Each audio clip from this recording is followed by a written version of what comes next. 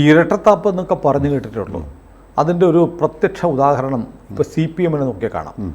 കണ്ണൂർ നമ്മുടെ ADM നവീൻ ബാബുവിൻ്റെ ആത്മഹത്യ, കൊലപാതകം, അല്ലെങ്കിൽ ദുരൂഹമായ മരണം, ആത്മഹത്യ എന്ന് പറയാൻ ഞാനാണല്ലോ, ദുരൂഹമായ മരണം. അവിടെ അതിലെ പ്രതിയായ ദിവ്യയെ ഇങ്ങനെ മാറോട് ചേർത്ത് നിർത്തുന്നു പാർട്ടി. പത്തനംതിട്ടയിൽ നവീൻ ബാബുവിൻ്റെ വീട്ടിൽ വന്ന് മഞ്ജുഷയോട് പറയുന്നു നിങ്ങളുടെ കൂടെയാണ് പാർട്ടി. എന്നിട്ടിപ്പോൾ മഞ്ജുഷ തൻ്റെ ഭർത്താവിൻ്റെ ദുരൂഹമായ മരണത്തെക്കുറിച്ചുള്ള അന്വേഷണം CBIക്ക് വിടണം എന്നാവശ്യപ്പെട്ട് കോടതി പോകുമ്പോൾ CBI അന്വേഷണം വേണ്ട എന്ന് MV ഗോവിന്ദൻ പറയുന്നു. നവീൻ ബാബു മരിച്ചതിനെക്കുറിച്ച് CBI അന്വേഷിച്ചാൽ CPM എന്താ? അല്ല, CPM ഗിൽറ്റി ആണെന്നാണ് അതിൻ്റെ ഒരു സൂചന. കാരണം എവിടെയെങ്കിലും CBI അന്വേഷണം വന്നു കഴിയുമ്പോൾ, പ്രത്യേകിച്ച് പ്രതികൾ മാർക്സിസ്റ്റുകാരാണെങ്കിൽ ഉടനെ ഈ CBI അന്വേഷണം വേണ്ടെന്നും പറഞ്ഞു കോടികൾ മുടക്കി സുപ്രീം കോടതി. അതെ, അത് സുപ്രീം കോടതിയിൽ ഏറ്റവും നല്ല അഡ്വക്കേറ്റ്സിനെ വയ്ക്കുന്നത്. അതിനു വേണ്ടിയിട്ട് വൻ തുക പല പ്രാവശ്യമായിട്ട് കോടിക്കണക്കിന് രൂപ ചിലവാക്കിയിട്ടുണ്ട്. ഈ പൈസ പാർട്ടിയുടെ ഫണ്ടിൽ നിന്ന് കൊടുത്ത് മാറ്റാണെങ്കിൽ കുഴപ്പമില്ല. അതെ അതെ, ഇത് നമ്മുടെ കാശെടുത്ത് കൊടുക്കുകയാണ്. എന്നിട്ട് അത് TP ചന്ദ്രശേഖരൻ്റെ കേസ് തൊട്ട് ഏതെല്ലാം കേസുകളിൽ ഈ മാർക്സിസ്റ്റ് പാർട്ടി പെടുന്നുണ്ടോ അവരെയൊക്കെ രക്ഷപ്പെടുത്താനും CBI അന്വേഷിക്കാതിരിക്കാനായിട്ട് ഇങ്ങനെ നമ്മുടെ ടാക്സ് മണിയാണ് അവർ ഉപയോഗിക്കുന്നത്. അതാണ്. പിന്നെ ഈ CBI അന്വേഷണം ഉമ്മൻചാണ്ടിക്ക് എതിരെ വേണമെന്ന് പറഞ്ഞു കഴിഞ്ഞാൽ ഉടനെ സമ്മതിച്ചു കൊടുത്തു. അതെ അതെ. അപ്പോൾ ഇരട്ടത്താപ്പ് എന്ന് പറഞ്ഞു കഴിഞ്ഞാൽ ഒരു സംശയമില്ല. അപ്പോൾ ഈ മഞ്ജുഷയുടെ കൂടെ നിന്നിട്ട് നവീൻ ബാബുവിൻ്റെ കുടുംബത്തിനൊപ്പമാണെന്ന് പറഞ്ഞ പത്തനംതിട്ടയിലെ പാർട്ടി ഇതിന് എന്തു പറയും? പത്തനംതിട്ട പാർട്ടി പിന്നെ അവർ പതുക്കെ മാറ്റിയെടുക്കുമായിരിക്കും. അതൊരു നാടകമാണോ പത്തനംതിട്ടയിലെ പാർട്ടി സെക്രട്ടറി ഒക്കെ കാണിക്കുന്നത്? അല്ല, പത്തനംതിട്ടയിലെ പാർട്ടിയുടെ സെക്രട്ടറി പറയണത് കേട്ടിട്ട് അദ്ദേഹത്തിന് ആത്മാർത്ഥതയുണ്ട്, അദ്ദേഹത്തിന് സങ്കടം ഉണ്ടെന്ന് തോന്നുന്നു. പക്ഷെ എന്തായാലും മാർക്സിസ്റ്റ് പാർട്ടിയുടെ സ്വാധീന ശക്തിയും മസിൽ പവറും ഒക്കെ വെച്ച് പതുക്കെ അവരെ പെർസ്യൂഡ് ചെയ്ത് ഇങ്ങോട്ട് തിരിച്ചെടുക്കുമായിരിക്കും. അത്രേ ഉള്ളൂ. അല്ലാതെ അവർ മാർക്സിസ്റ്റ് പാർട്ടിക്ക് ഒരു വീഴ്ച പറ്റിയെന്ന് ഒരിക്കലും പറയാറില്ലല്ലോ. ഇനിയിപ്പോൾ അഥവാ ഞങ്ങൾക്ക് പറ്റിപ്പോയി എന്ന് പറയുകയാണെങ്കിൽ 10-20 കൊല്ലം കഴിഞ്ഞിട്ടല്ലേ പറയാറുള്ളൂ. ഉടനെ പറയാൻ തെറ്റ് പറ്റിയെന്ന് പറയും 50 വർഷം കഴിഞ്ഞു. അതെ അതെ. പക്ഷേ അതല്ല, ഇതിനകത്തൊരു പാർട്ടിയെ സംബന്ധിച്ച് പാർട്ടിക്ക് നേരെ ദിവ്യ എന്ന് പറഞ്ഞ CPMൻ്റെ നേതാവ് അടുത്ത പ്രാവശ്യം നിയമസഭയിലേക്കൊക്കെ മത്സരിക്കുമെന്ന് പ്രതീക്ഷിച്ചിരുന്ന ആൾ, ഒരു സ്ത്രീ എന്ന് പറഞ്ഞാൽ അഹങ്കാരത്തിൻ്റെ കൈകാലം വെച്ച പോലത്തെ ഒരു സ്ത്രീയാണ്. അവർ പ്രതിസ്ഥാനത്ത് വരുന്നു, പാർട്ടി നടപടിയെടുക്കുന്നു. ആദ്യം ജില്ലാ പഞ്ചായത്ത് പ്രസ്ഥാനം മാറ്റുന്നു, പിന്നെ പാർട്ടിയുടെ ജില്ലാ കമ്മിറ്റിയിലേക്ക് മാറ്റുന്നു. ഇങ്ങനെയൊക്കെ നിൽക്കുന്ന ആളുടെ നടപടിയിൽ ചില കുഴപ്പങ്ങളുണ്ട്. അന്നത്തെ ജില്ലാ കളക്ടർക്ക് ഇതിനകത്ത് വലിയ പങ്കുണ്ടെന്ന് പറയുന്നു. പിന്നെ പ്രശാന്ത് എന്ന് പറഞ്ഞ ഒരുത്തൻ, അവൻ്റെ പേരിലാണ് ഈ പെട്രോൾ പമ്പ് കിട്ടിയത്. അവന് പെട്രോൾ പമ്പ്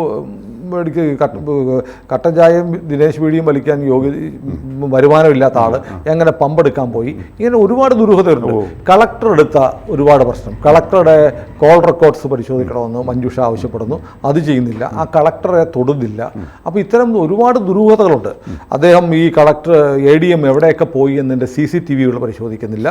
അദ്ദേഹത്തെ ആരൊക്കെ വന്നു കൊണ്ടുവന്നു പരിശോധിക്കുന്നില്ല. അതോടൊപ്പം തന്നെ റെയിൽവേ സ്റ്റേഷനിൽ പോയിരുന്നു കുറേ മണിക്കൂറുകൾ എന്ന് പറഞ്ഞൊരു കള്ളക്കഥ പ്രചരിപ്പിക്കുന്നു. അപ്പോൾ വല്ലാത്തൊരു റോട്ടൻ എഗ് എന്ന് പറയുന്നതിൽ എന്തോ ചെയ്തു താർന്നുണ്ട്. അപ്പോൾ അതിൻ്റെ ദുരൂഹത മാറ്റാൻ വേണ്ടിയിട്ട് പാർട്ടി കുടുംബത്തിൽപ്പെട്ട മഞ്ജുഷ എന്ന ഈ വിക്ടിമിൻ്റെ ഭാര്യ, ഞങ്ങൾക്ക് ഈ പോലീസിൻ്റെ അന്വേഷണത്തിൽ തൃപ്തിയില്ല, അതുകൊണ്ട് CBI അന്വേഷണം വേണമെന്ന് പറഞ്ഞാൽ സഖാവ് പിണറായി വിജയൻ്റെ സർക്കാർ ഉദാരപൂർവം ആ പാർട്ടി കുടുംബത്തിലെ ഒരു അംഗത്തിൻ്റെ ആവശ്യം അനുവദിച്ചു കൊടുക്കുകയല്ലേ വേണ്ടത്? അങ്ങനെ പ്രതീക്ഷിക്കാൻ പാടില്ല. മാർക്സിസ്റ്റ് പാർട്ടിയുടെ ചരിത്രം നമുക്കറിയാമല്ലോ. അവർ ആ പാർട്ടിയുടെ ഏതെങ്കിലും മെമ്പർ ഏത് കൊലപാതകത്തിൽ ഇൻവോൾവ് ആയി കഴിഞ്ഞാലും അവർ ഹയറാർക്കി നോക്കും. അതെ, വലിയ പദവിയിൽ ഇരിക്കുന്ന ആൾ പ്രതിയാണെങ്കിൽ ചെറിയ പാർട്ടിക്കാരൻ സഹിക്കണം. അതെ. അപ്പോൾ അവർ ഒരിക്കലും അവരുടെ പാർട്ടിയിലെ ആൾക്കാർ തെറ്റ് ചെയ്ത് കഴിഞ്ഞാൽ അവർ സമ്മതിക്കില്ല. അതാണ് മാർക്സിസ്റ്റ് പാർട്ടിക്കുള്ള അപജയം. മഞ്ജുഷ ഇപ്പോൾ തഹസിൽദാറാണ് അല്ലേ? അവർ ചിലപ്പോൾ ഡെപ്യൂട്ടി കളക്ടർ വരെ ആയിട്ട് സർവീസിൽ നിന്ന്, എനിക്കറിയില്ല അവരുടെ പ്രായം അറിയില്ല, 55 വയസ്സിൽ വിരമിക്കും. അത് കഴിഞ്ഞാൽ പിന്നെ അവർ പാർട്ടിക്ക് വോട്ട് കുത്തുന്ന ഒരു സഖാത്തിയാണ്. അതെ, അങ്ങനെയാണല്ലോ, സഖാക്കളും സഖാത്തിമാരുമാണ്. പക്ഷെ ദിവ്യ അങ്ങനെയല്ല. നാളെ MLA ആയി അല്ലെങ്കിൽ MP ആയി ചിലപ്പോൾ ഈ രാജ്യം ഭരിക്കേണ്ട സഖാവാണ്. അപ്പോൾ പിന്നെ നിങ്ങൾ വോട്ട് കുത്തു തൊഴിലാളിയാണ്, നിങ്ങളുടെ താല്പര്യമല്ല, ഭാവിയിലെ ഭരണാധികാരിയുടെ താല്പര്യമാണ് സംരക്ഷിക്കേണ്ടതെന്ന് ഗോവിന്ദൻ തീരുമാനിച്ചാൽ തെറ്റ് പറയാൻ പറ്റത്തില്ല. അല്ല, അവരുടെ രീതി അതാണ്. അവരുടെ പാർട്ടിക്ക് താല്പര്യമുള്ള ആൾക്കാർ എന്ത് വില കൊടുത്തും എന്ത് തെറ്റ് ചെയ്താലും എന്ത് കുറ്റം ചെയ്താലും അതിനുവേണ്ടി പാർട്ടി അനുഭാവിയെ വരെ തിരസ്കരിക്കും, തള്ളി പറയും, കൊല്ലും. അത്രേ ഉള്ളൂ.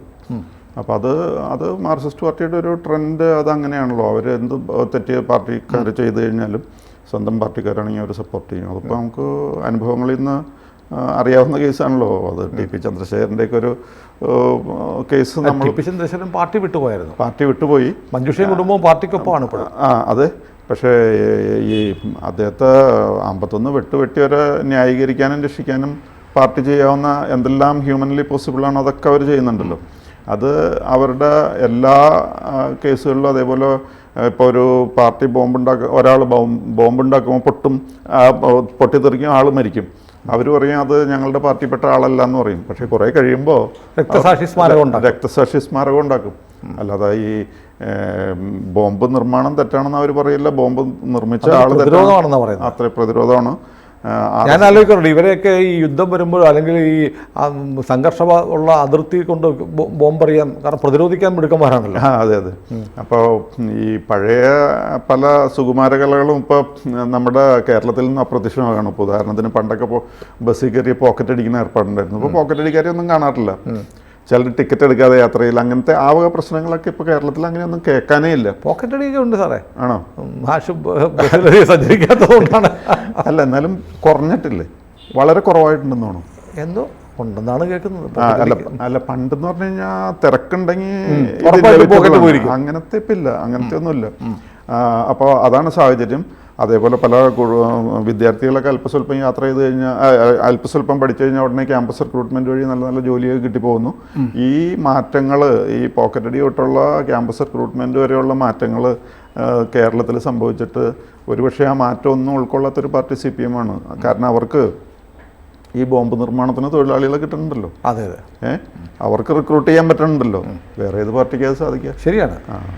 അതാണ് അവരുടെ ഒരു പ്രത്യേകത. എന്നിട്ട് അവർ പാർട്ടിക്കാരെന്ത് തെറ്റ് ചെയ്ത് കഴിഞ്ഞാലും അതിനെ ന്യായീകരിക്കും. പക്ഷെ എനിക്കത് വലിയ സങ്കടം തോന്നുന്നു. കാരണം അവർ ആ കുടുംബത്തിൻ്റെ നാഥൻ നഷ്ടപ്പെട്ടു പോയി. ഡെപ്യൂട്ടി കളക്ടറായ ADM ആയിരുന്ന ഒരാൾ, വലിയ പദവിയാണ്. റവന്യൂ സർവീസിലെ കളക്ടർ കഴിഞ്ഞാൽ ഏറ്റവും വലിയ പദവി ലഭിക്കുന്ന ആൾ. അങ്ങനെ ഒരാൾ മരിച്ചിട്ട് ആ മരണത്തിൻ്റെ ദുരൂഹത, ഇൻക്വസ്റ്റ് നടപടികളിൽ പോസ്റ്റ്മോർട്ടം അടക്കമുള്ള കാര്യങ്ങളിലൊക്കെ വീഴ്ച വന്നു എന്നാണ് കുടുംബം സംശയിക്കുന്നത്. അപ്പോൾ എങ്ങനെ തൻ്റെ ഭർത്താവ് മരിച്ചു എന്നറിയാൻ ഒരു സ്ത്രീക്ക് സംശയം ദൂരീകരിക്കാനുള്ള അവകാശമുണ്ട്. അപ്പോൾ പോലീസിൻ്റെ അന്വേഷണം പക്ഷപാതപരമാണ്, നടക്കുന്നില്ല എന്നവർ വിശ്വസിക്കുന്നു. അങ്ങനെ വിശ്വസിക്കുന്നത് പാർട്ടിക്കെതിരോ സർക്കാരിനെതിരോ അല്ല. പക്ഷേ ഇവർ കരുതുന്നത് പോലീസ് അന്വേഷണം തൃപ്തികരമല്ല, അതുകൊണ്ട് നീ കുറ്റപ്പെടുന്നത് ഞങ്ങളുടെ സർക്കാരിനെയാണ്, ഞങ്ങളുടെ പാർട്ടിയാണ്, അതുകൊണ്ട് ഞങ്ങൾ എതിർക്കും. ഇപ്പോൾ ഹൈക്കോടതിയിൽ മഞ്ജുഷയുടെ ഹർജി വരുമ്പോൾ ഉറപ്പായിട്ടും ഗോവിന്ദൻ പറഞ്ഞതിൻ്റെ അടിസ്ഥാനത്തിൽ പബ്ലിക് പ്രോസിക്യൂട്ടർ ഗവൺമെൻറ് പ്രീഡർ എതിർക്കും. അല്ല, പബ്ലിക് പ്രോസിക്യൂട്ടർക്കും ഗവൺമെന്റ് പ്രീഡറിനുള്ളൊരു മെസ്സേജാണ്. അതെ, ഞങ്ങളുടെ പാർട്ടി ലൈൻ ഇതാണ്, ഇതനുസരിച്ച് നീങ്ങിക്കോണമെന്ന് പറയുകയാണ്. ഇനിയിപ്പോൾ അത് അവർ പറഞ്ഞാൽ കേൾക്കുന്ന വല്ല ന്യായാധിപന്മാരും ഭാഗ്യവശാൽ ഹൈക്കോടതിയിൽ ഇല്ലാത്തത് വലിയ ഭാഗ്യം, അല്ലെങ്കിൽ ആ ന്യായാധിപനുള്ള മെസ്സേജും കൂടിയാണെന്ന് പറയാമായിരുന്നു. ഏതായാലും വല്ലാത്ത കഷ്ടമാണ്. പാർട്ടിയുടെ കൂടെ അത് ഇപ്പോഴും നിൽക്കുന്ന ഒരക്ഷരം പാർട്ടിയെ തള്ളി പറഞ്ഞിട്ടില്ല മഞ്ജുഷയുടെ കുടുംബം. പക്ഷേ മഞ്ജുഷയുടെ കുടുംബത്തിനെ ഗോവിന്ദൻ തള്ളി പറഞ്ഞിരിക്കുകയാണ്. CBI അന്വേഷണം വേണ്ട. അവർക്ക് ദിവ്യയാണ് പ്രധാനം എന്ന് വന്നു കഴിഞ്ഞാൽ ദിവ്യയെ തന്നെ സപ്പോർട്ട് ചെയ്തുകൊണ്ടിരിക്കുന്നത്. ശരിയാണോ തെറ്റാണോ? ഇനിയിപ്പോൾ CBI അന്വേഷണം ആവശ്യപ്പെട്ട് ഹർജി കൊടുത്തത് കൊണ്ട് നാളെ ദിവ്യയുടെ കുടുംബത്തിനെ പാർട്ടി വിരുദ്ധരെന്നും മുദ്ര കുത്തി മാറ്റിയെന്നും വരാം, ആക്രമിച്ചെന്നും വരാം. അതൊക്കെ പ്രതീക്ഷിക്കണം. അതാണ് അവരുടെ രീതി. നിങ്ങൾക്ക് ഈ പാർട്ടിയെക്കുറിച്ച് ഒരു ചുക്ക് പറഞ്ഞോളാം, ഇത് വേറെ പാർട്ടിയാണ്.